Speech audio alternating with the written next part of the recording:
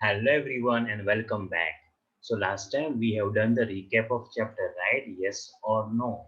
And from today onwards we are going to start writing work. Okay? આજથી આપણે writing work start કરશું. Okay? હું તમને એક બે એક્ટિવિટીઝ આ ચેપ્ટરની કરાવીશ પણ આપણું રાઇટિંગ વર્ક ફિનિશ થાય પછી. ઓકે? બ્રેઇલી સ્ક્રિપ્ટ એ શું છે? એ કઈ રીતે કરવાનું છે? એ હું તમને સમજાવીશ. પણ આપણું રાઇટિંગ વર્ક ફિનિશ થઈ જાય પછી. Okay? You are going to get PDF along with this video. તમને આની સાથે PDF મળશે. એ PDF માંથી તમારે તમારી વર્કબુકમાં કોપી ડાઉન કરવાનો છે. આજે આપણે ફર્સ્ટ ચેપ્ટરમાં ઓબ્જેક્ટિવ્સ ડિસ્કસ કરશું અને કાલના વિડીયોમાં આપણે ક્વેશ્ચન આન્સર ડિસ્કસ કરશું. Okay, so let me share the screen.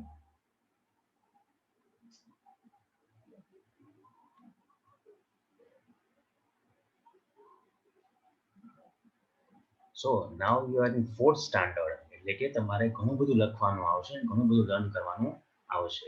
there is no other option for you.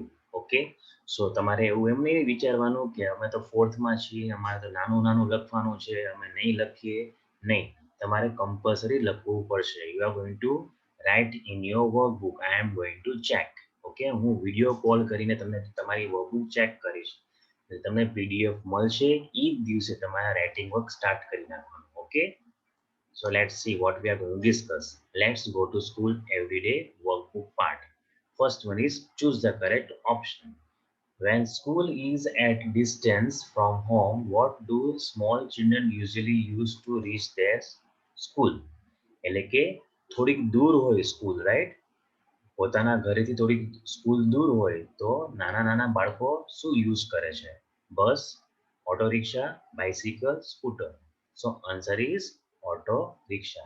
એટલે કે નાના બાળકો છે તેઓ બાઇસિકલમાં ના જાય, સ્કૂટરમાં નહીં, બસમાં નહીં, પણ તે કેમાં જાય છે? ઓટો રિક્ષામાં જાય છે જ્યારે સ્કૂલ થોડી દૂર હોય ત્યારે. What is constructed on a river so that it can be crossed easily? We all know bridge. પુલ બનાવવામાં આવે છે. So answer is C, bridge. Which vehicle do people use to go from one bank of a river to other? એટલે નદીના એક કિનારેથી બીજા કિનારે જવું હોય તો શેનો યુઝ કરે છે? બધાને ખબર છે, boat. What is used in a desert to go to school? Desert એરિયામાં તમને યાદ છે ને? Yes, camel cart, right? So answer is B. Which vehicles do villagers usually use to carry farm produce to market? એટલે કે ફાર્મમાંથી માર્કેટમાં વસ્તુ પહોંચાડવા માટે કયું વ્હીકલ યુઝ કરે છે? Answer is bullock cart. આપણને બધાને ખબર છે કે પ્લેન એરિયામાં એટલે કે ફાર્મ એરિયામાં બુલક કાર્ટનો વધારે યુઝ થાય છે. Which vehicle has been given by the government to girls for going to school? We all know it's bicycle, right? Sounds of what can be heard while passing through a jungle? જંગલમાંથી pass થઈ તો કેનો અવાજ આપણને સંભળાય છે? ટ્રેનનો? ના. બસનો? નો. Auto રિક્ષાનો? નો. ત્યાં આ બધા વ્હીકલ્સ નથી જઈ શકતા તો એમનો અવાજ ક્યાંથી આવશે? So answer is birds and animals. Which vehicle does a crippled person use to move about? crippled person એટલે કે જે પર્સન વોક કરી શકતું નથી, એના પગમાં કોઈ પ્રોબ્લેમ છે, that is what disabled person, handicapped person. So answer is wheelchair. એ wheelchairનો યુઝ કરીને એ મૂવ થઈ શકે છે. Fill in the blanks. A dash is built over river to construct a road over it. એટલે કે શું બનાવવામાં આવે છે? એની ઉપર રોડ બને છે. That is what? Bridge. Okay, river ઉપર બનાવવામાં આવે છે પુલ અને એની ઉપર રોડ બનાવવામાં આવે છે. That is what? Bridge. The use of a camel cart is seen more in કયા એરિયાસમાં જોવા મળે છે camel cart? જ્યાં camel વધારે હોય ત્યાં આપણને camel cart વધારે મળશે. કયા એરિયામાં છે? Desert area.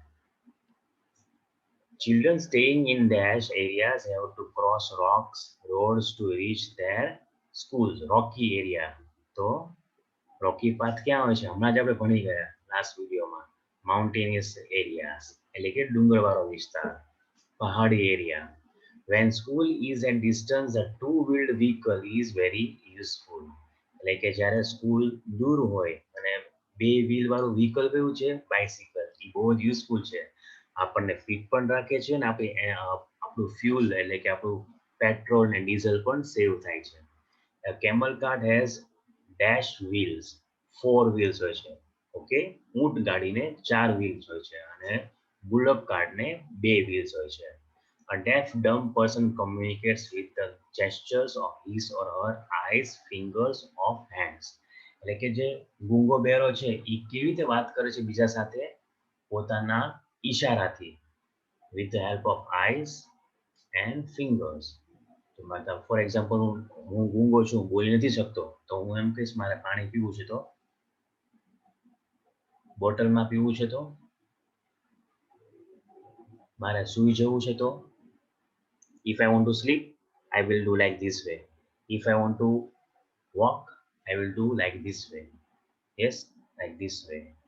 And if I want to say yes with the help of my eyes, what I will do, right? If I want to say no, yes. If I want to keep your mouth shut, what I will do, like this.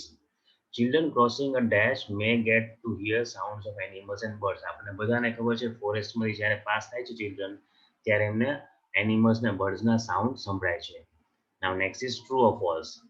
People living in a desert use horse cart. Now શું use કરે છે? Camel card. Okay, જે ડેઝર્ટમાં રહેતા હોય છે એ camel card use કરે છે. Camel is a ship of desert. Horse cart આવશે નહીં. Special schools are there for blind to study in. Yes, blind લોકો માટે સ્પેશિયલ સ્કૂલ્સ છે જ્યાં તેઓ ભણી શકે છે. હવે કઈ રીતે અને કેવી રીતે સિસ્ટમ સમજે છે એ બધું આપણે નેક્સ્ટ વિડીયોમાં આવશે. One can only go walking to school. ખાલી વોકિંગ કરીને સ્કૂલે જઈ શકીએ? નો. બાઇસિકલથી પણ જઈ શકીએ, ઓટો રિક્ષામાં જઈ શકીએ, વેનમાં જઈ શકીએ અને સ્કૂલ બસમાં પણ જઈ શકીએ.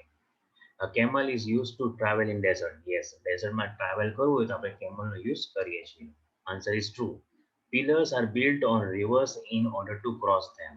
પિલર્સ બનાવેલો છે, પિલર બનાવ્યા હોય છે કે પુલ બન્યો હોય છે, બ્રિજ બન્યો હોય છે, રાઈટ? પિલર્સ નો આવે, પિલર્સની ઉપર બ્રિજ બને છે, right? So answer is wrong. Deaf and dumb people cannot see. Right? Deaf and dumb એટલે કે જે ગૂંગા બહેરા હોય જોઈ ના શકે. Wrong, false. તેઓ જોઈ શકે છે, બ્લાઇન્ડ નથી.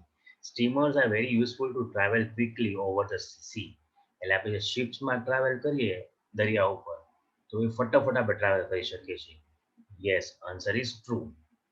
નાઉ match the following. Boat. So D, for communicating in an area flooded with water. એટલે કે એવા એરિયામાં જ્યાં પૂર ફ્લડ આવ્યું છે તો આપણે બોટથી ત્યાં જઈ શકીએ છીએ. સ્વિમિંગ નથી પોસિબલ. બસ, રિક્ષા, કાર પોસિબલ નથી કેમ કે ત્યાં બહુ જ પાણી છે તો એ બધું ડૂબી જશે. તો શેનો યુઝ કરવો જોઈએ આપણે? We will use boat. Bridge. Answer is E, for vehicles to cross over river. રિવરને ક્રોસ કરવી હોય વ્હીકલ્સને તો બ્રિજનો યુઝ કરવો પડે છે. Ropeway. Answer is B, to cross a valley between two mountains. આપણે જોયું આપણે કે બે વેલી એટલે કે બે માઉન્ટેન વચ્ચેનો પાર્ટ, એને આપણે વેલી કહીએ છીએ, જ્યાંથી રિવર્સ પાસ થાય છે. તો એને આપણે ક્રોસ કરવું હોય તો આપણે ટ્રોલીનો ઓર રોપવેનો યુઝ કરીએ છીએ. Steamer, for for transporting goods via sea routes. Sea route means what? When we are going to other country with the help of ship, that route is known as sea route. When we are traveling in oceans or sea, જ્યારે આપણે દરિયામાં travel કરીએ તો ઈ રૂટને C route કહેવામાં આવે છે. તો C route આપણે કેમાં ટ્રાવેલ કરી શકીએ? સ્ટીમરમાં. Okay, so when we will meet next time we are going to discuss other writing things. આની પીડીએફ તમને આજે જ મળશે અને તમે આજે જ કોપી કરી લેજો જેથી કરીને તમને કાલે પ્રોબ્લેમ ના થાય. કાલે ક્વેશ્ચન આન્સર્સ આવશે એટલે તમારે લખવાનું લોડ, રાઇટિંગ લોડ વધી ના જાય એટલે તમે આજે જ કોપી કરી લેજો. ત્યાં સુધી બધાને બાય બાય.